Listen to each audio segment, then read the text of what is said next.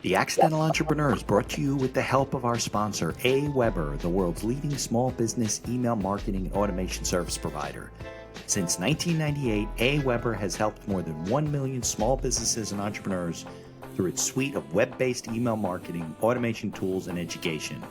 AWeber, the best option when it comes to marketing your business. The podcast is also brought to you by the Alternative Board. Since 1989, the Alternative Board, or TAB, has been one of the leading peer advisory and business coaching organizations for independent business owners and CEOs across the world. By facilitating peer advisory boards, private one-on-one coaching, and strategic planning services, TAB helps business owners improve their businesses in ways that change their lives. And be sure to connect with our affiliate sponsor, GSM Growth Agency. They're boosting e-commerce businesses to 6 and 7 figures in revenue and cover everything from ads and social media influencers to making your website better. GSM Growth Agency focuses on taking businesses from startup success to bigger success, going above and beyond to make sure growth sticks around. They're all about cool ideas, lasting partnerships, and making your mark in the e-commerce world. And be sure to support the podcast by ordering some logo merchandise from our online store. Listen to all of our sponsors' commercials later in this episode and follow their links in the show notes to learn more about their products and services. All right, welcome back to the podcast. It's a bright and sunny Monday. Usually we do our recordings on Friday, but I canceled on Herb because I was not well a couple weeks ago. Took a little vacation and we're back. So I will introduce Herb in a minute. If you are listening on your favorite directory, please leave us a 5-star review wherever you can. If you're watching us on YouTube, be sure to subscribe to the channel and like us. And we'll bring Herb on in a moment. So let's get on with today's show. The information provided in these episodes is for entertainment purposes only. It is not a guarantee of success or to be construed as advice of any kind. You should always seek advice from local licensed professionals before making any decisions. The dictionary defines an entrepreneur as a person who organizes and manages any enterprise, especially a business, usually with considerable initiative and risk. People often start a business without much choice, perhaps due to a job loss or just being dissatisfied at work, and they come up with an idea they just know can be successful. They become entrepreneurs by accident. That is to say, their success or failure happens by accident, not with intention. My name is Mitch Beinhacker. I'm a corporate attorney and a business advisor. You're listening to The Accidental Entrepreneur, my podcast about how to achieve success on purpose, not by accident. Join me along with our monthly guests where we share our knowledge and help you get a hold of your business. And now on to today's episode. All right, Herb. So thanks for your patience, of course, and thanks for coming on the show. I know I kind of rescheduled on you, but we were able to find a time to do it. So, so why don't we start with, your background? Because I know you have a pretty healthy experience in terms of years under the belt. You got a lot of experience, maybe 30 years or more, probably about the same time as I have in law, right? Mitch, first of all, it's a pleasure being here and just so happy that we could reschedule in our both crazy, hectic lives. And I love everything to do with supporting entrepreneurs. I grew up in a family business, literally since the cradle. We began in 1966, and my childhood was being brought up around the table every night, talking about what happened to my mom and dad in the business during the day, talking about people scenarios, client deals, and things that just were not probably normal conversation for other families growing up. What did your parents do?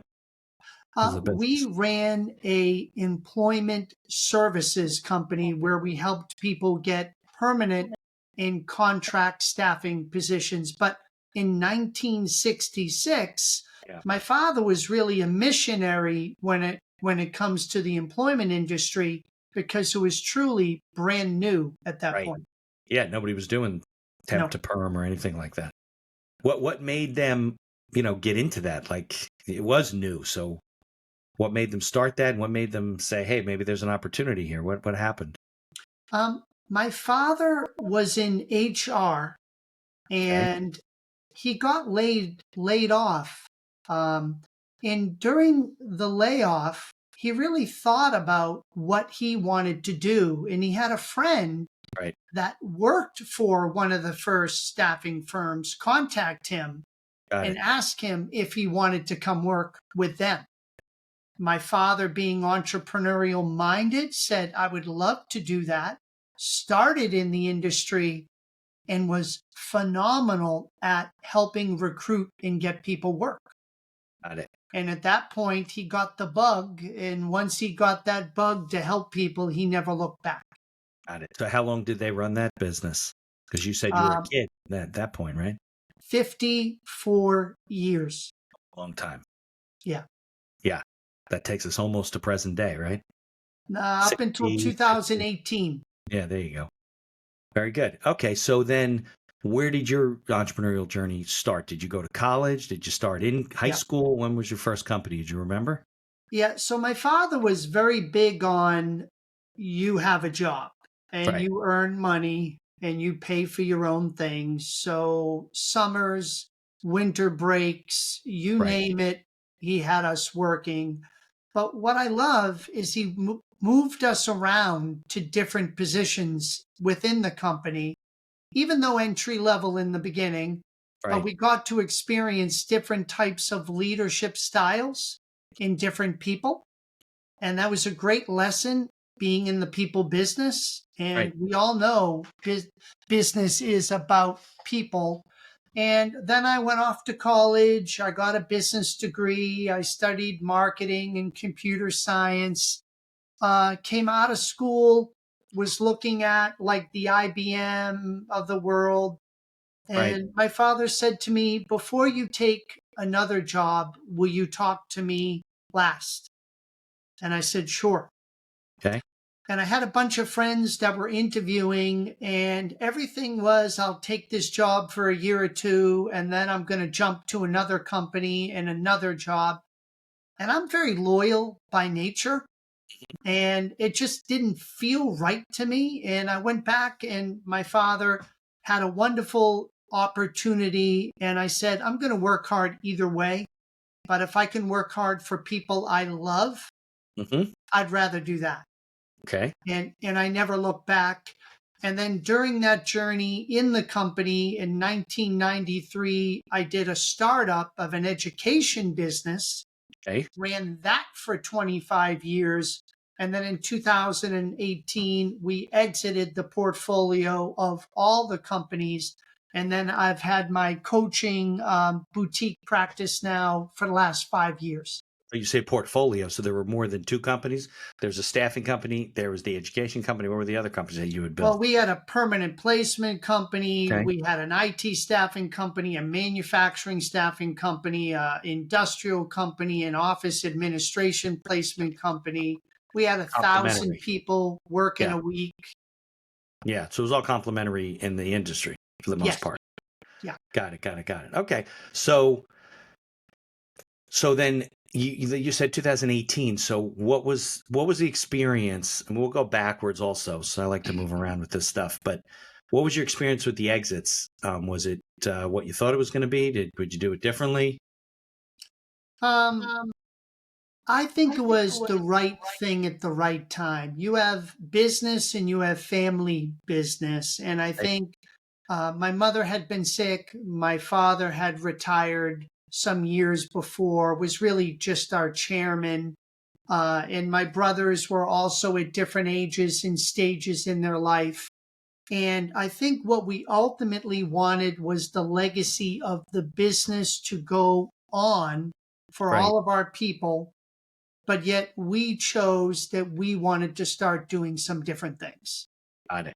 So I So think it was the best of both worlds for that time. right now, looking back, would you say you ran the business with not necessarily that primarily involved in mind, but did you run the business and manage the business and manage the books and everything with the expectation that someday you might sell this business? Because I think a lot of people don't do that. Then they get Yeah. later on, things change, and they're like, okay, well, let's sell the business, and it's a mess. People will be like, Yeah. well, So what was that process? Well, even like working with my clients and like you do probably with your clients, Mitch, I don't recommend that anybody should look at selling unless you have like a 3-year window. It takes Right. several years for you Yeah. to get At least three. everything, I think, in order. Right. What I'm fortunate about is that in early 2000, 2003, Okay. I started reading and using Scaling Up, which is a methodology for growing small mid-market companies, and using that growth platform, organizing the company, structuring it in a very tight and efficient way Right.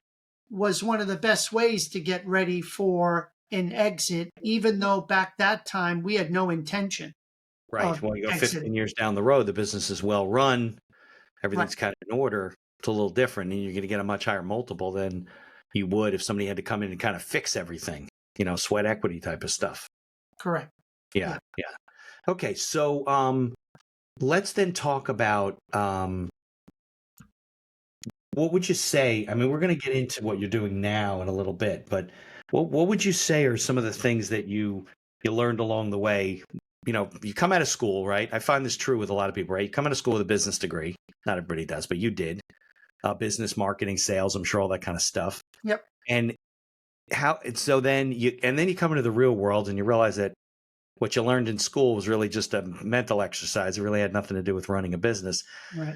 So what was that experience like? I mean, how did you learn all that stuff? How did you run the business? Did you come in and say, oh, we got to write a business plan and clean all this stuff up? Or because your parents have already been doing it at that point Sure. for a while, Yeah. right? Yeah. So how did you come into the business in that regard? And what did you do? Mitch, I go back to the early years. My father didn't start grooming us when I graduated college. He started grooming us around the dinner table when I was very young. Okay. And all those summers and all those internships of seeing and experiencing the different areas made us extremely more ready than the average person coming out of college. And for that, I know I'm extremely grateful, and it's very unique that Very you would unique. ever get that. Right. So I feel blessed that I had that. Right. Number two, first project I had coming out of school was to automate our growing firm because we were, quite frankly, growing. We had multiple offices all over New England, and we were 100% manual. So they weren't connected in any regard. And my father had a little fear of technology. He got burnt on a Right. very early version of software. And when I came out of school and I had a background with computer science, he finally felt comfortable that he could trust someone, even though I was young. Right. My senior project in college was traveling around the country identifying the right vendors to implement the day after I graduated. For the company. Yes. Got it.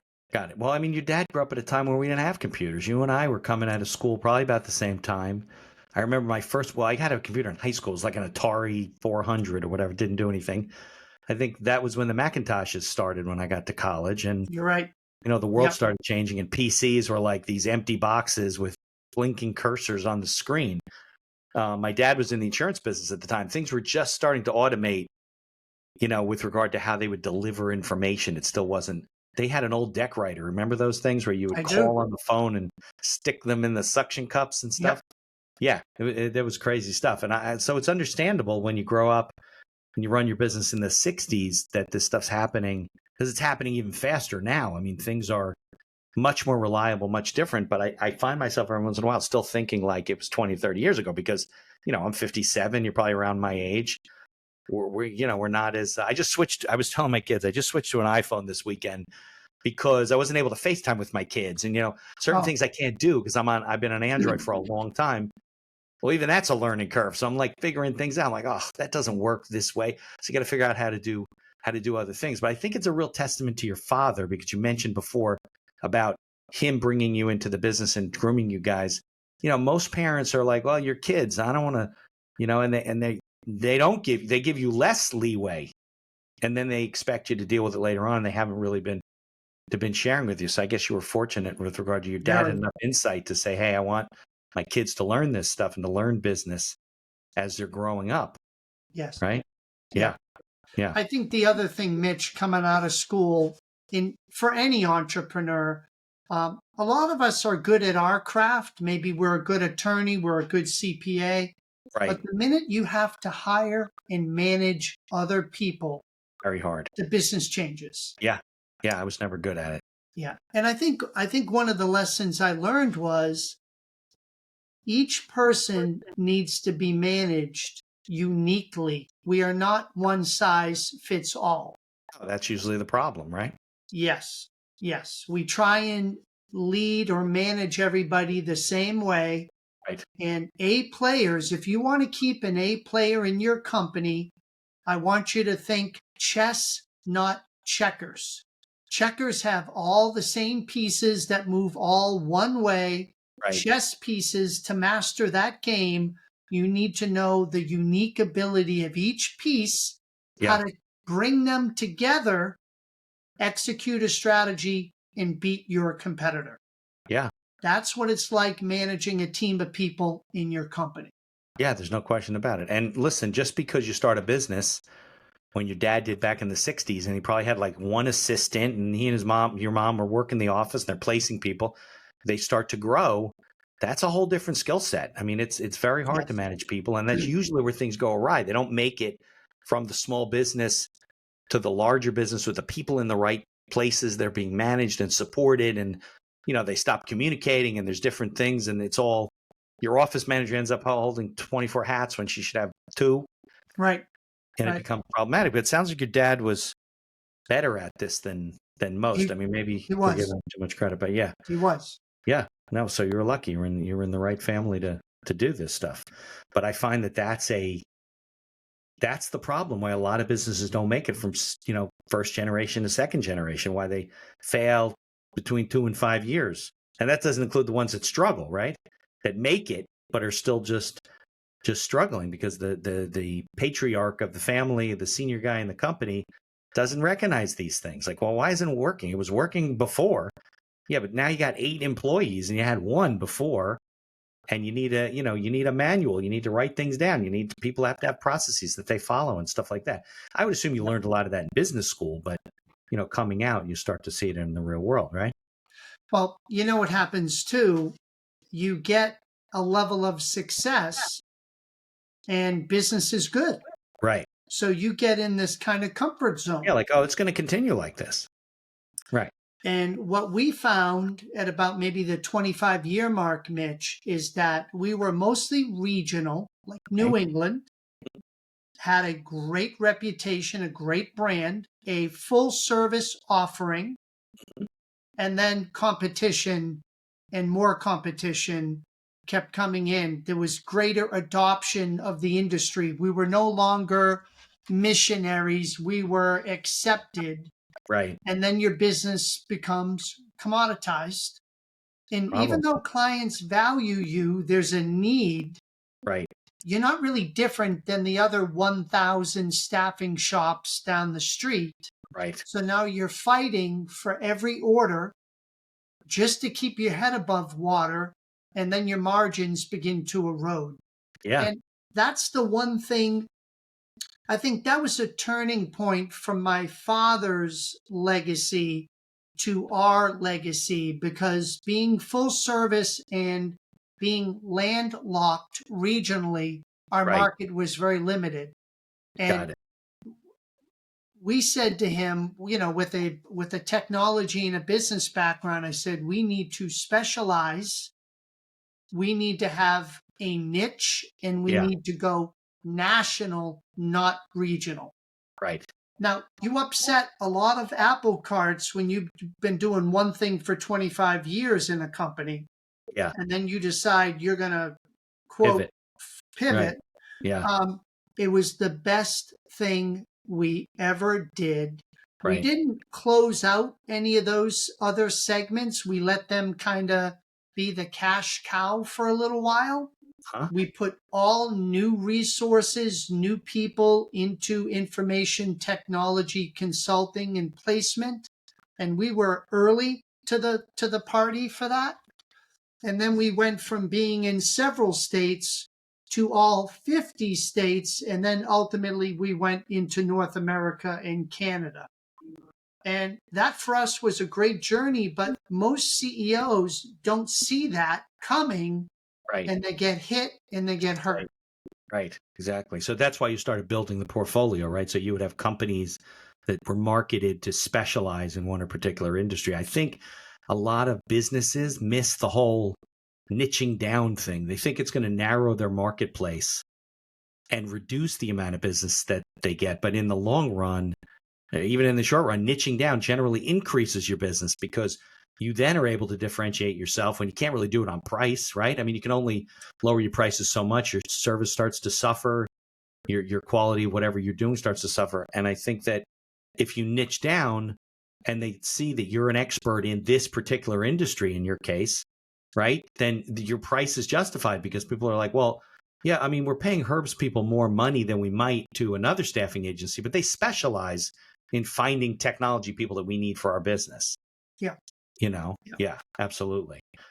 Mitch, I think one of the biggest pivots that I had to make is that being a CEO of a privately held service firm, Mhm. in the beginning, you're the quote, the head sales guy, Right. because that's how you started the firm, You're the right? business If you're not, development guy. Right. yeah, if you're not bringing in clients. But what I learned was as we were growing, who was spending time on developing the leadership team underneath us? Right. And so it was a pivot Nobody. for Right. nobody, Nobody. Right. minimal. Right. So the pivot was, were we going to continue to bring in all the major clients, or could we develop, I'm going to call business unit general managers or presidents, people that were capable enough to build and grow 10, 20, $50 million business units under our company umbrella that could build their own teams, build their own niche, Right. their own territory. And that was no easy feat, as you No. can imagine. Yeah. So Absolutely. what I came to learn was scaling up Right. was really about the ability to grow and scale your senior team. And with their growth and development in the right niche, Yeah. you could scale your company with that. Yeah. No question about it. I think we're hitting on a lot of themes that reoccur every time I talk to people that are either struggling, were struggling, they're successful now, or they're over, successful. I think people think like leadership is something for large corporate America, where the CEO goes on a retreat with the senior management and the lead. But leadership is so important for a small business. It's more important for a small business, right? Because all these people, first of all, you can't do it all yourself, right? So you get to the point where you recognize that, oh my God, I can't be the one person to develop business here. So I have to build teams to do that. Then the question is, how do I manage those teams? How do I lead those teams? How do I get them to buy into my vision, to work together and not to silo each other? And that is it's a different skill set, right? So a lot of times, I think a lot of business owners don't recognize or don't acknowledge, let's use that word, right? That maybe they don't have the skills to be a leader, or maybe they need some coaching to be a good leader, or maybe they need to bring some more people on their team that can do that because, it falls apart. People don't feel like they're being led, or they're buying into the message, or the company's recognizing them and their skills, and it really unravels. That's obviously why it's a 2 to 5 year problem and not a 1 year problem. 1 year you get by, right? You know what you're doing and you're making money and everything like that. And you think it's going to continue that way. So look, hats off to you and your family. I mean, that you were able to do it. But I'm sure you saw a lot of people along the way that didn't, other competitors, other industries.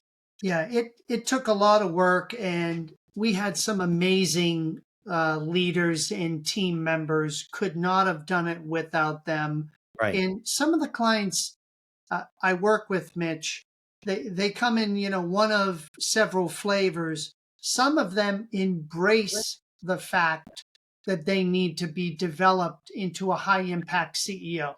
Right. They welcome the challenge. Yeah. Others are, I know who I am. I don't love that, Right. but you need to help me, Herb, with a succession plan to Right. develop somebody else to be the president of the company. I'm going to remain the shareholder. And Chairman, I so to love speak. doing R&D and product innovation, and Right. just, boy, let me do that and let somebody else run the company. Yeah. And No, neither absolutely. way is right. You Yeah. just got Either to way. figure out what you want. Right. I think the problem is the person that says, I can do this. I don't need more training. I've been successful before. Why can't we continue that success? It's the person that says either it's not my skill set and I got to get somebody in here who does, or I do want to learn this and I recognize that I'm not equipped to do it right now. I want to be equipped. And I agree. It's the gap in there that people falter where they're, I don't know if it's an ego thing or an insecurity thing or whatever it happens to be, but they're really putting their company on the line there by not acknowledging that it's a different skill set. There's a new tomorrow. Now the company's going to the next level, and it's not going to get there doing it the way you did it at the beginning. It's different skill. Look, that's why a lot of CEOs get thrown out of their companies. Some of them come back. Steve Jobs was brought back, but when he was let go, it was because he wasn't capable of, bringing the skills to the table and didn't recognize it that they needed at that point. It was different Yeah. than it was in the early days. All right. Why don't you have it? You were going to say something? I have further comment, but if you No, want to make go further. on to the No, next let's further comment, and then we'll take a break, run some commercials, then we'll come back and we'll talk about all the Okay. stuff you're doing with Aspire now. I think one of the biggest challenge we face as a CEO is bandwidth. Uh-huh. We're spending so much time working in the company, putting out fires, answering employee questions, customer issues, that we don't see the light at the end of the tunnel. Right. So we have a certain tool called the functional accountability tool. Okay. But what that really does is ultimately helps you create bandwidth on your senior team. I find most companies I go into, the CEO is doing 2, 3, 4 jobs. They're head of sales. They do finance. They got to Right. deal with HR and Things. marketing. Right. But you can't do one of those jobs 100% right. Right. So we work over time to delegate or offload the other various functions to other talented A players in that area, Right. until the CEO, if he desires or she desires, is only doing the head of the company role. Right. Which is what they're And supposed to be doing. you then pivot to spending more time working on your company than Right. you do working in it. Right. Well, that's the ultimate E-Myth objective, right? I mean, you don't want to be an employee of a company you just happen to own. It's just, they're not related. You want to be the person who works on the business and grows the business strategically. At some point, right? You got to sweep the floors when you first open the door, but you shouldn't be doing it. Certainly Jeff Bezos is not sweeping the warehouse, but maybe he was at the beginning at one time, Right. because he's working on things. Most entrepreneurs know that. They see that, Mitch. They just don't know how to get there. Yeah, I mean, that's the reality of it, right, Herb? There's a lot of CEOs that say, yeah, I really should be doing, and they just can't get out of their way. They don't meet a guy like you. They don't find somebody they're confident in. Whatever's in their head is in the way. They know they should be doing it, or they want to do it. They're just not sure how to do it and how to get around it. So that's good. So let's talk more about Aspire and its tools. Let's take a little break. Sure. We'll come back and we'll get into helping some people who are hopefully listening today. So hang with me. Here's a word from our sponsors. Looking to market and grow your business? Or perhaps you're just getting started and want to hit the ground running? AWeber is the best choice for online email marketing and automation of your business. From maintaining a subscriber list to drip campaigns and landing pages, AWeber gives you tools and integrations that make marketing easy and fun. As our partner and sponsor, we use all their tools to promote the podcast and market our law firm. AWeber, the best alternative for online marketing.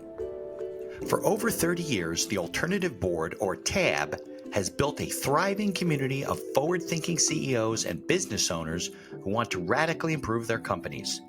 Through unique combinations of one-on-one business coaching, participation in monthly TAB board meetings with other non-competing owners, a suite of strategic tools, and customized strategic planning workshops, TAB membership can deliver greater strength to your business and a better work-life balance for you and your family. All packaged in a streamlined and affordable service that the people at TAB invite you to try risk-free. Are you struggling with managing advertising due to a lack of time or expertise? Perhaps you're facing challenges in scaling ads for your store. Are you feeling lost when strategies have no success? GSM Growth Agency is your reliable partner in overcoming these business challenges. Feel the impact of collaborating with a team dedicated not only to short-term goals, but also to building long-term partnerships and achieving sustained success. Embark on an exciting journey to redefine the possibilities of e-commerce and create a legacy of unparalleled excellence. Take decisive action now. Follow their link in the show notes to receive a complimentary audit of your Shopify store conducted by a GSM expert. Propel your e-commerce game to new heights with GSM Growth Agency. Follow the link in the show notes to learn more about all of our sponsors. And now back to our show. All right, Herb. All right, good. So let's start getting into the second part of your career, I guess, right? All the stuff you're doing now, basically teaching people the stuff that you learned over the years, doing the right things and making the hard decisions. And Aspire is your company now, right? Business growth consult. I said coaching, but you really are a scaling guy. I mean, you're going to help people to grow their business, which ultimately, isn't that what they all want anyway? I mean, either that or go to a therapist. I mean, no offense, I mean, sometimes I guess coaching becomes therapy, right? Sure. But the goal I always felt like, that's really what you want, right? You want to learn how to scale your business, learn how to grow your business, do it effectively, have an exit strategy, keep all that stuff in mind, and you give them tools to do that. So why don't you tell about Aspire and, what made you start it? I assume it was around the exit, Yes. but maybe you toiled for a while. I don't know. You could tell me that story, and then we'll talk about the tools you use and the things you're doing. Yeah. So during our time, we had reached that plateau I told you about earlier, being commoditized, regionalized. Yeah. I then was handed a book, again, 2003, called Scaling Up, Mastering the Rockefeller Habits by Vern Harnish. I read the book, and it really was a growth, for lack of a better word, a playbook for small middle market company growth. And even though they didn't have that class in undergrad or graduate business school, every one of us entrepreneurs could benefit by reading that book. We then were implementing these beautiful 10 habits, the Rockefeller habits, what made John D. Rockefeller famous for scaling up Standard Oil, which is now today Mobil Exxon. Right. And he had some very smaller than it was, though. Yeah, it was. But they were very simple habits or principles for growing your firm. Yeah. And not that any one of them is overly sophisticated, but it's knowing where your business is at and when to apply each one in the different stages of growth that helps you get through it. And sometimes when you're living it in your company, you don't see it. Of course not. So you get tripped up. So I tell you this because I self-implemented with my team for about 1.5 years. Okay. It was good. But a friend said to me, why are you messing around with your company? Why don't you find somebody who's been there, done that, get their help so you can avoid a lot of costly mistakes, right, and grow even quicker. So my father's been an amazing leader, mentor. And then I started to work with a business coach, a gentleman named Bill Chaplin. Okay. And he could see me from a different perspective as a CEO looking outside in. And he also could see our leadership team differently because I was so close to it. Right, that's the problem. That is the problem. It's like the emperor is wearing no clothes. You remember that fable?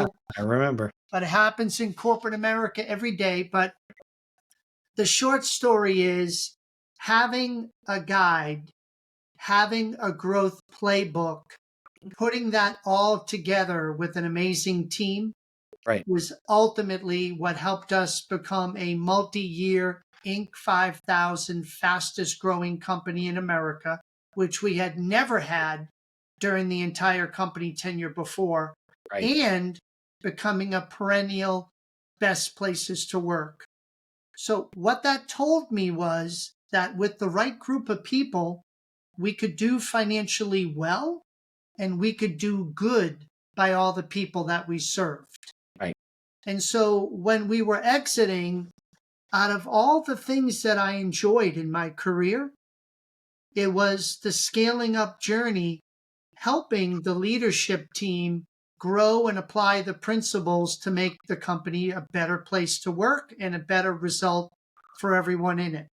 Yeah. And I did not hesitate. We literally finished in December of 2018, and Okay. I literally opened January 1st, 2019.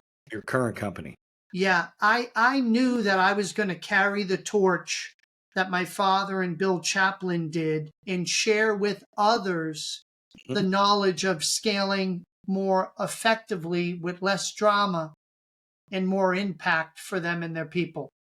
And I love entrepreneurs that are growth oriented, that understand that in development is an investment, it's not a cost.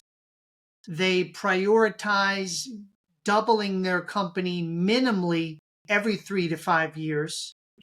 And they're also legacy oriented people. They look for what I call the double bottom line, profits with purpose. And Yeah, that's those good. people, Social entrepreneurship to a certain extent, right? yeah. And it doesn't matter what they do, but what they do makes a difference to them Right. and all the people working with them. Work from. Now, is the company still around? The companies that you sold and the people still employed? They When you, are, yes, yeah, yes, good. yeah. Yeah, that's always frustrating, right? If you sold the business for good money, people took it over, they weren't even capable of doing what you were capable of doing, and then it fails. That's frustrating to, former business owners. Yeah. Yeah, means So, maybe you didn't pick the right people. I think what was unique about COVID, Mitch, is Yeah. that I began here just outside of Boston, but during COVID, we started a online master's business course teaching owners around the world scaling up. And so I was fortunate. One of the professors of the master's business course in scaling up, and because of that, my clientele has become a worldwide clientele. Australia, Romania, the Philippines, and the US. So it gives us even a better perspective in a global economy on Right. how to help business owners navigate that. Right. All right. So we've been talking about a lot of the mistakes that, business owners make.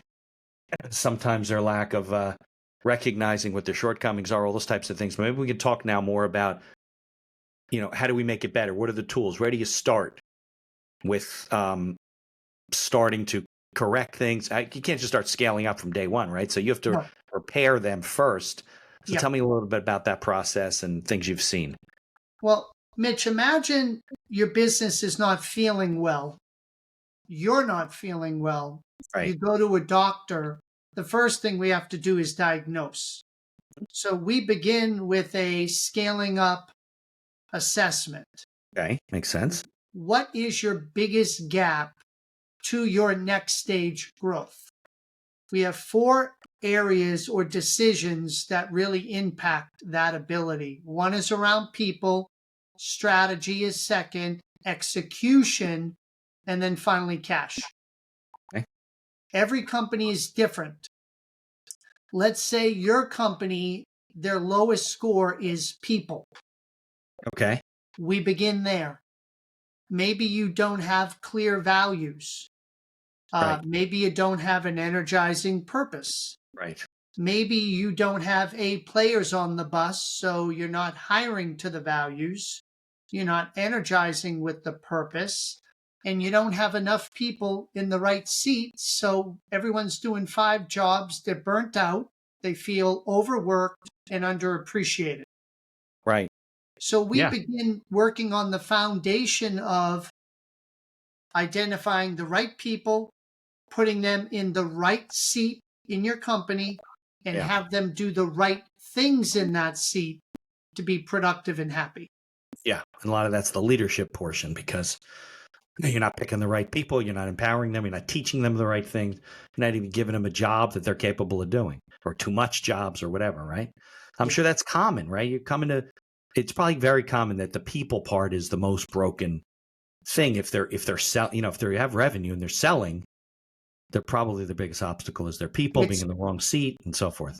It's very common in the beginning that In the people, beginning, right. definitely. Yeah. Yeah. Second thing, strategy.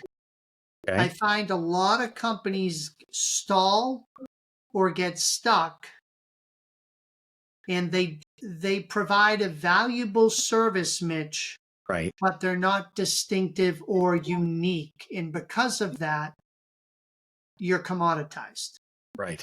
So we have to work with them on identifying, you have a lot of customers in your practice, but Right. not every one of them is ideal. Who are the ideal customers? What do they value? And what do you give them that's unique for the 500 other law firms that may be down the street from you? Right. And so we work with them on positioning and differentiation. Yeah. And then we help them with delivering on what we call brand promises, which are the ways we measure that you're delivering unique and distinctive things. Right. Now that's like the niching down strategy, really.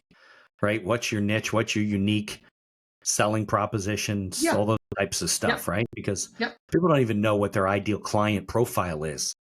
Who's the ideal client that you either want to do business with or you're good at doing business with? Maybe hopefully they're the same thing. Yeah. Not always, but I think a lot of that. Yeah. Okay. So that's good.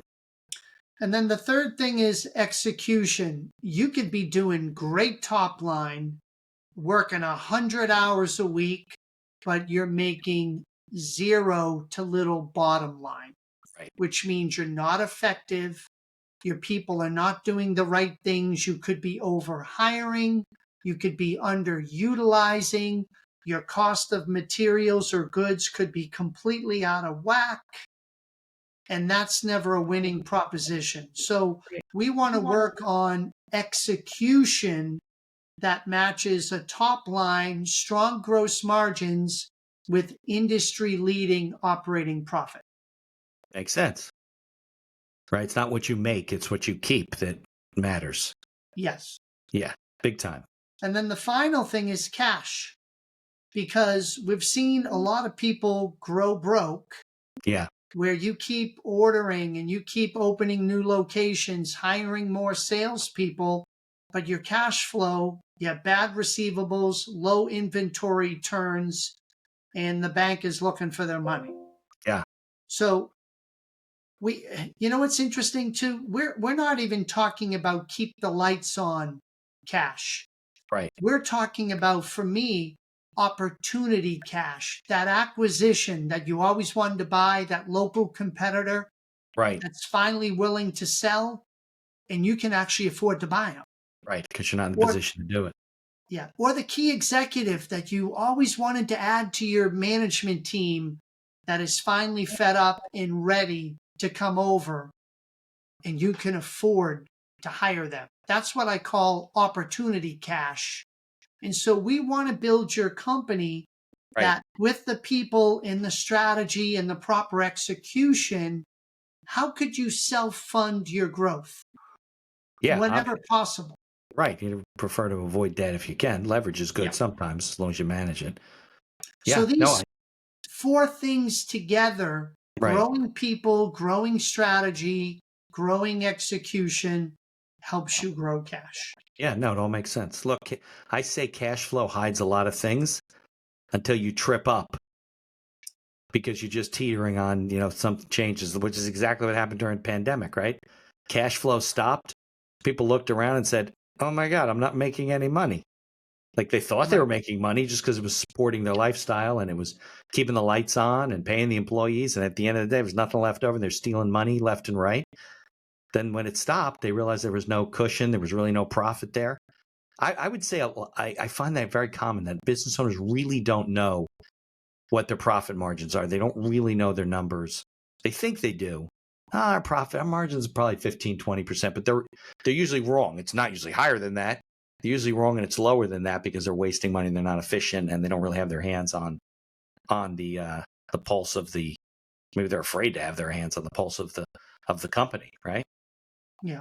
I have one wonderful client that in the beginning they had they had profits like under 5%, Okay, which very is low, very scary. Very right? for a Yeah, service firm, you go out of business like in a heartbeat. yeah, scary. Yeah, But great culture, great brand reputation, but they just kept hiring people and hiring well, you said people. it's a service business, right? So how could you have such a small profit margin? The only way to do it is you're hiring too many people. Yeah.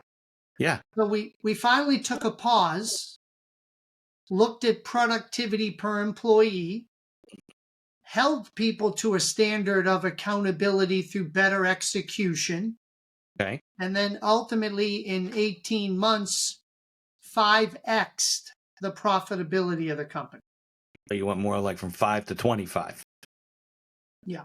Yeah, now you got some breathing room. You have breathing room. We can reinvest. We can look at different type of capital investments or product development investments, but he just didn't see it. He Right. just didn't see it. Yeah. Yeah, well, if you're not going through your numbers, like I said, if the cash keeps flowing, it's just going to gloss over whatever other problem you're having. You move on to the next challenge until something hits a brick wall. And it's too late at that point. You need to kind of look at it. When I help people write business plans and I give them a little bit of a template, business plans are anywhere from 10 to 12 parts usually if they're comprehensive.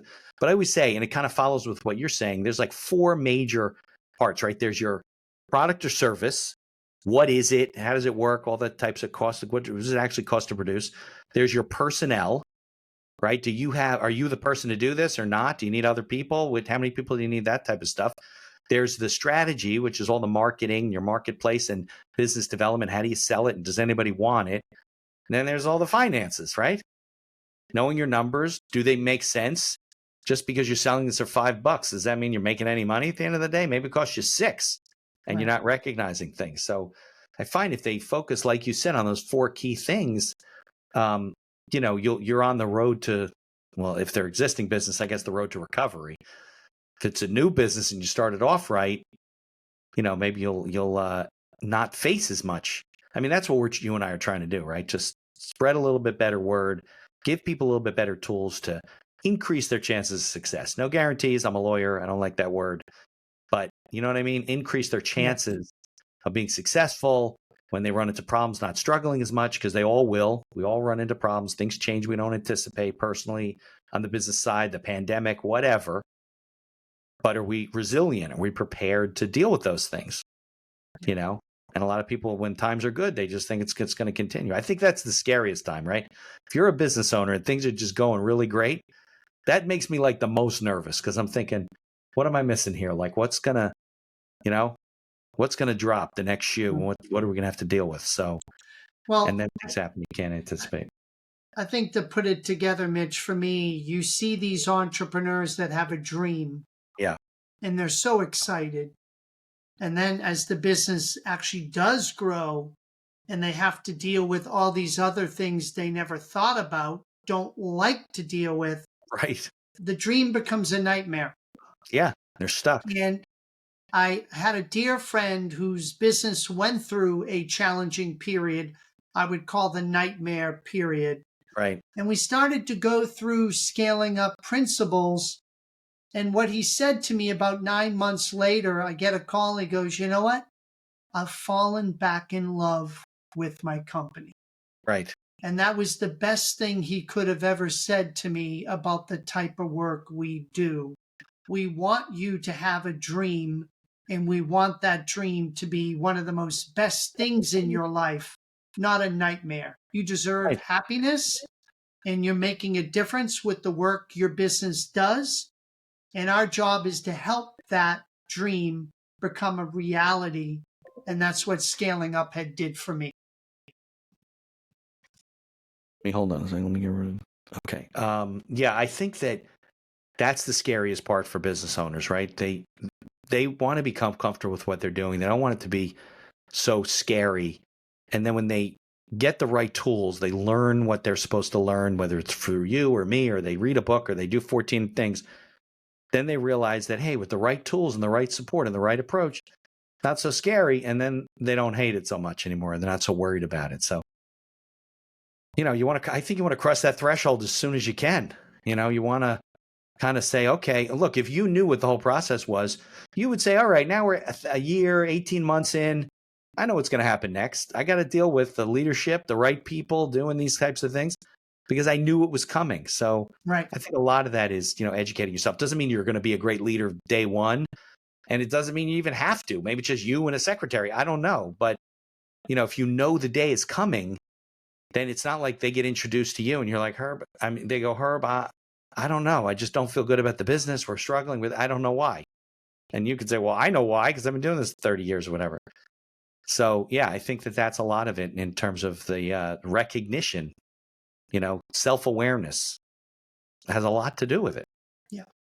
Makes people more comfortable. All right. So we're coming up on like 50, 55 minutes. So tell me about like how people can interact with you and learn from you. First of all, we'll put a link to the book in the show notes because you obviously love the book and would like more people to read it. Who's the author? It's Scaling Up. Who's the author? Vern Harnish. Harnish. Okay. Yep. And so we'll put a link in the show notes with the summary of the podcast and everything. But what's the best way to kind of interact with you and learn from you and start to work with you? Yeah. Simply go to my website, aspiregrowthadvisors.com. Also be in the show notes. Anybody wants to know where their business is today in terms of scaling up readiness, we have a free assessment. Feel free to take advantage of it. We also, as a CEO, if you want to know what your level of high impact CEO capability is, we have a complimentary assessment for you to take that as well. All right on the front of our website. And we offer that to all your listeners, Mitch. Great. I appreciate it, Herb. Great conversation. We're sharing some really valuable information, hopefully getting through to some people, and maybe they can acknowledge their, ways to improve their chances of success. So I thank you for spending the time with me today. You are welcome. It is my pleasure. And I wish all the accidental entrepreneurs out there great success and best wishes. Hopefully we can help each other down the road. Absolutely. Thanks so much, Herb. Thank you for listening to this episode of The Accidental Entrepreneur. Opening and closing music written and performed by Howie Moskovich and made to order music. For information about Howie and his music services, please follow the link in our show notes. If you like the podcast, please tell others about us. You can find us on Apple Podcasts, on Amazon Music, Spotify, Google Podcasts, and most of the other podcast directories. If you like what you hear, please leave us a 5-star review and feel free to share our episodes on social media. If you have any questions or comments, ideas for the show, or you'd even like to appear as a guest, reach out to us by email at info@beinhackerlaw.com. The Accidental Entrepreneur is hosted by Mitch Beinhacker and produced by Beinhacker Law. If you'd like to learn more about our business and legal services, you can find us on social media or visit our website at beinhackerlaw.com. Thanks for listening, and be sure to subscribe to our feed to be notified of all future episodes.